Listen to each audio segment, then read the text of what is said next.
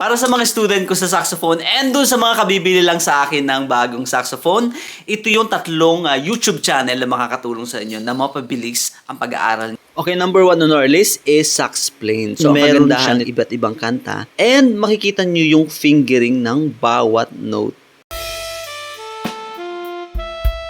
Okay, number 2, isa rin to sa favorite ng mga student ko, WinTab. So, kagaya ng Saxplain, ganito rin to, marami siyang mga kanta, and makikita mo rin yung mga fingering. Okay, number 3 na favorite ko is Music Minded, Music Hearted. Ayan, so napakaraming kanta dito, meron din Tagalog dito, no?